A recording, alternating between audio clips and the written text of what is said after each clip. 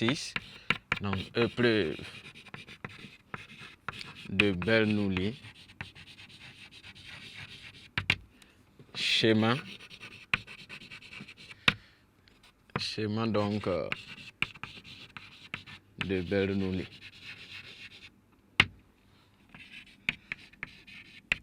Définition. Donc, définition. Une épreuve de Bernoulli. Donc, une épreuve de Bernoulli est une expérience. Est une expérience aléatoire.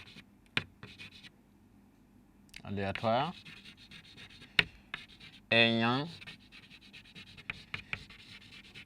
deux issues possibles. Donc, une expérience, une épreuve donc de Bernoulli, c'est une expérience où il y a deux résultats possibles. L'une des résultats, des issues plutôt, appelée succès, notez S par exemple, notez S de probabilité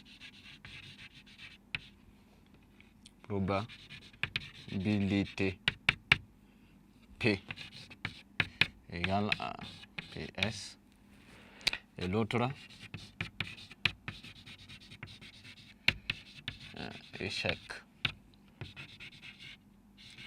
Notez E si on veut, ou bien on peut dire S bar de probabilité Q égale à 1 moins P. Donc comme c'est deux résultats possibles, on sait que la somme de probabilité donne 1. Donc si la probabilité de succès c'est P, l'autre c'est 1 moins P, pour parler donc de probabilité des événements contraires.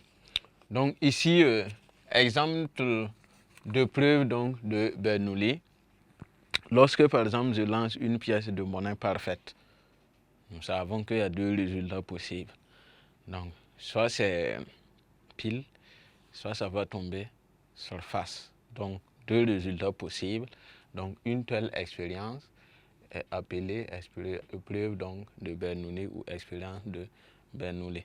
Ce sont des épreuves où on aime à dire que si c'est pas Pierre, c'est Paul.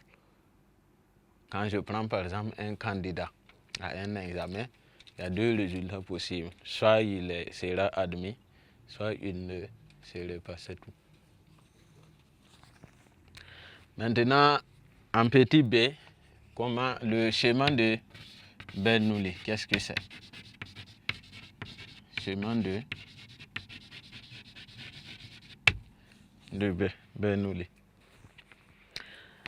Donc un schéma de Bernoulli, un schéma de Bernoulli. Un schéma de Bernoulli est une expérience.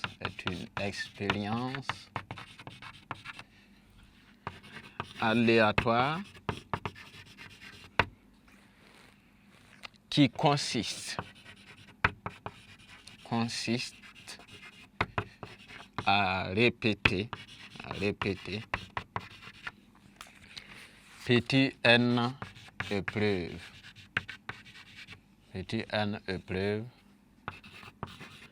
de Bernoulli.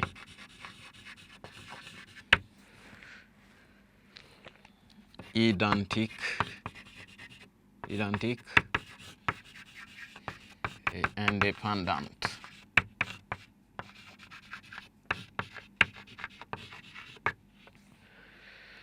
Les unes des autres.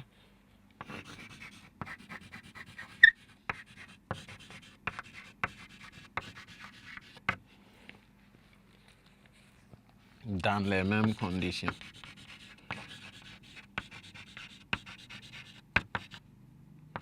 dans les mêmes conditions. Et on s'intéresse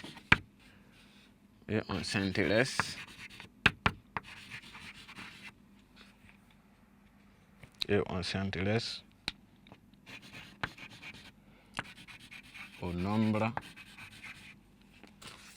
nombre K de succès obtenus au cours donc de ces N épreuves. Donc, un schéma de Bernoulli, ça consiste à répéter une épreuve de Bernoulli plusieurs fois, par exemple. Donc, quand je prends la pièce de monnaie plutôt, au lieu de jeter une fois, et c'est fini, donc je peux jeter ça plusieurs fois. Je peux décider de jeter 7 fois. Et si c'est, par exemple, la face pile que je veux, dans le schéma de Bernoulli, on s'intéresse à un nombre de fois que je vais pile, par exemple. Si je lance, par exemple, 7 fois, je peux m'intéresser au nombre de fois que je peux avoir pile. Genre, je peux dire combien de fois on peut avoir 3 fois pile au cours donc, de ces 7 lancers. Ou bien 4 fois pile, donc 4 fois succès au cours de ces 7 lancers. Et on vous demande de calculer la probabilité en réalité, que l'on va voir en petit c, probabilité. Donc ici, vous devez comprendre qu'on répète en réalité une même expérience de Bernoulli plusieurs fois. Et donc, ça devient maintenant, ça dépasse maintenant le cadre de preuve ou d'expérience de Bernoulli et ça devient un schéma de Bernoulli. Donc, je lance la pièce de monnaie plusieurs fois et je m'intéresse au nombre de fois K que j'ai obtenu, par exemple, la face pile. Donc, je regarde si je veux, par exemple, 3 fois pile. Donc, ça devient, au cours donc, de cette lancée, ça devient un schéma de Bernoulli. Maintenant, comment on calcule des probabilités? Comment on calcule une telle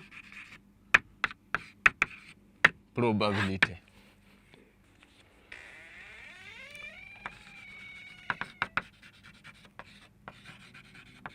Donc, soit un schéma de Bernoulli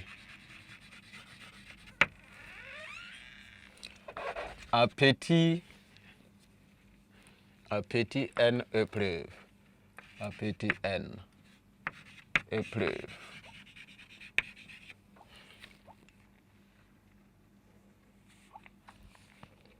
où la probabilité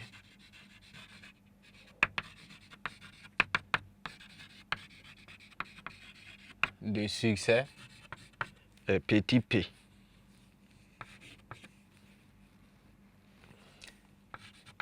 Et celle de échec est Q.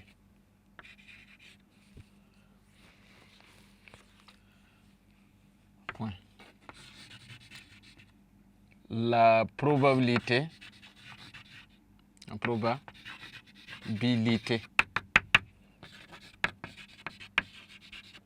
d'avoir petit k succès, au cours de ces n épreuves,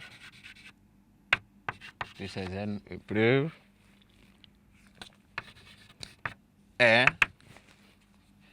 probabilité de k égale à une combinaison de n dans k fois la probabilité de succès p à la puissance k multiplié par la probabilité de chaque q à la puissance n moins k. Ou bien si on veut, la probabilité de k, ça fait la combinaison de n dans k multiplié par p puissance k multiplié encore par 1 moins la probabilité de p qui est q à la puissance n-k. Donc, voici comment on calcule. Donc, il suffit, une fois que vous avez identifié que vous êtes dans un schéma de Bernoulli, alors il suffit d'identifier P, Q, qui est la probabilité, P c'est la probabilité de ce qu'on veut obtenir, tout simplement, et Q son contraire. Donc vous identifiez, N sera le nombre de fois qu'on a répété le preuve, et le K là, c'est le nombre de succès que l'on veut obtenir. Et donc, j'utilise la formule, j'applique la formule et je calcule tout simplement la probabilité qu'on demande. Ensuite, on peut aller maintenant au grand 3 pour parler de variables aléatoires. Mais avant, vous retenez tout simplement que lorsque vous voulez calculer une probabilité, vous devez voir est-ce que je me situe où parmi en réalité les différents cas de calcul de probabilité. Est-ce que je me trouve dans une situation d'équiprobabilité? Si c'est le cas, pour le calcul, on a vu que le cardinal de l'événement sur le cardinal tout simplement de l'univers oméga.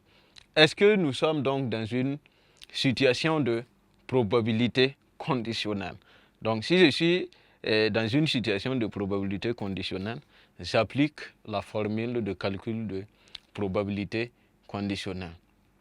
Est-ce que je suis dans une situation de schéma de Bernoulli ou de preuve de Bernoulli? Donc si je suis dans cette situation, je viens rapidement chercher la formule de calcul de probabilité lors d'un schéma de Bernoulli et je pars appliquer essentiellement les deux. Équiprobabilité, probabilité conditionnelle et épreuve schéma de Bernoulli. Il faut que je me réfère donc à ces différents éléments de calcul donc de probabilité. Maintenant, on peut passer au grand 3 pour parler donc de variables aléatoires.